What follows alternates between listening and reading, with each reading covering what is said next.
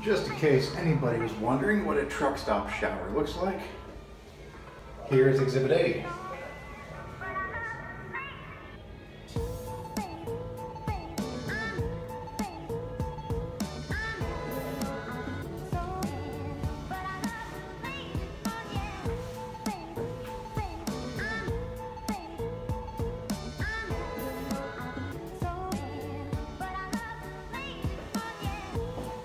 I, of course, bring my own body wash, but yeah, we got towels, washcloth, a mat to put on the floor. So, yep, this is what a truck stop shower looks like, guys. They are not that bad.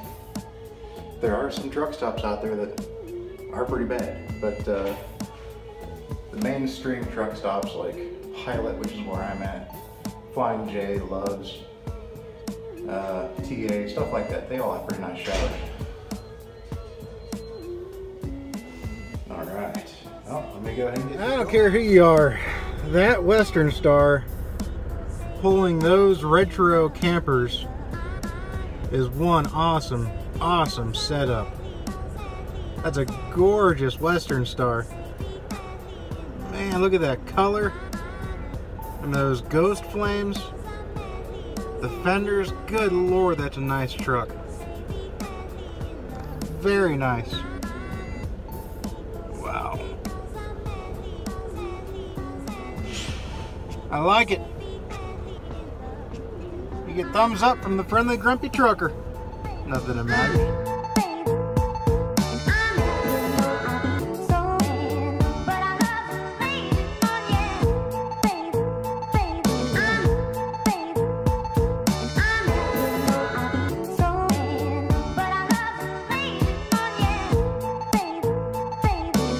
Hey guys, what's going on? This is the friendly grumpy trucker coming at you. Today's video is not going to be the typical vlog like it normally is. There just wasn't anything interesting today, and I just didn't want to bore everybody with the same route that I always do. The clip before this was, you know, I just wanted to show some people out there that may have never seen the inside of a truck stop shower, that not all truck stop showers are greasy, dirty places. That if you go to a truck stop shower, like a, you know, like a mainstream truck stop, like a Pilot, Flying J, Loves, what have you, then they have nice showers. You know, they have, as you can see, they're pretty good looking showers. They keep them clean, and the showers themselves are just nice showers. But what I want to talk about today, I want to keep this video short.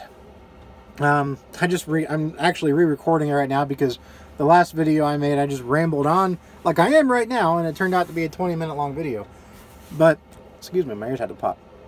But anyway, I wanted to talk, give a little information out there on something that some people might question on what they should do to start their career.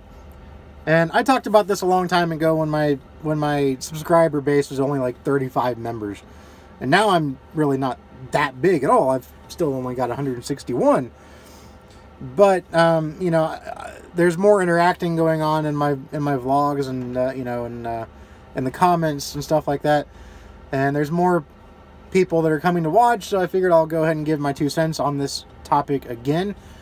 Especially, you know, if anybody out there wants to share this, and you know, to anybody that is thinking about becoming a truck driver, I believe this is a great foundation. What I'm about to give my opinion on is a great foundation to a good career as a trucking, or as a truck driver. And that is that you have primarily 2 options if you have never been behind the wheel of a truck before, to get your CDL. Somebody that might already have the experience to drive a truck, they could just go straight to the DMV and, you know, get their license. You know, they take their test, get their license, and bada bing, bada boom, they're behind the wheel of a truck, making, you know, at least 40 grand a year, something like that. But for a lot of us that have never been behind the wheel of a truck, well, you know, we need to have some kind of training, right? And this is just based on my experience. I'm just going to give you my experience and tell you why I prefer this method over the other option. And the two options are, you can either pay for your own schooling and have an abundance of choices when you get out of school as to what company you work for. As long as the company will hire a new driver, then you've got just, the sky's the limit. The other option is you go through a company-sponsored school, like through Swift or Werner or PAM or fill in the blank. And then you don't pay a dime out of your own pocket up front for the schooling. The company pays for you. But the problem with that is you are then beholden to them via a contract for however many, whatever length of time, 12 months, 18 months, 24 months. It can vary depending on the company. But the point is, you're under a binding contract to stay with them and only them for that amount of time until the schooling is paid off. Problem with that is they will pay you crap pay, and they will jerk you around because they know you're under their thumb. You have no say. I'm sure there's some kind of illegal avenue you can take to get out of the contract somehow, some way. But if you have to rely on them to pay for your schooling, you probably can't afford what you need to do in order to get out of that contract. So you're going to be stuck with that contract. So what I did was I paid for my own schooling, and it was It was exactly 10 years ago. I went through Clark State Community College in Springfield, Ohio. It was a 4-week course. The first week was in class. The second week was all maneuvering in the yard. Straight line backs, alley docks, parallel parking, reverse lane changes, stuff like that. Coupling, uncoupling from the trailer, things like that. And then the third and fourth week was a mixture of maneuvering in the yard and highway driving and learning how to shift the gears. Because yes, that school, at least when I took the course, still taught how to drive a 10-speed rather than sticking you behind the wheel of an automatic. Because nowadays, if you train with an automatic, then most companies won't hire you unless they have an automatic. They won't hire you if you weren't trained with a 10-speed standard. You're going to have a much harder time finding a job if you're trained with an automatic truck. So try to stay away from that regardless. Anyway, I was fortunate enough that my grandmother actually paid for me to go through my course, because I was working at a crappy warehouse job making $10.50 an hour, and I was tired of it. Worked there for 3 years, drove a forklift there for 3 years in an injection mold department at Evenflow, which is a baby furniture company, and 12-hour nights every other weekend. And it was just, I couldn't stand it. I wanted to make more money. I wanted to have a better opportunity to advance in a career.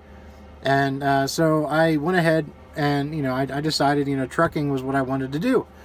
And I told my grandma about it, and I was not at all expecting her. I had already lined up. I had already decided I was going to go through a company-sponsored school, and I was looking at PAM at the time. And I told my grandma about it, not expecting anything. I was just talking to her. I took her out to lunch. We were just talking. And she goes, "Corey, if you need me to, I will pay for your schooling. I will, just tell me how much it is and I'll write you a check." And I don't like to take money from anybody. I don't like handouts. So I told her, I said, "Well, I appreciate that, Grandma, but I'm going to go ahead and, I'm probably just going to go ahead and go through the schooling. But I'll think about it." A couple weeks later, I went back to her house and I took her up on the offer.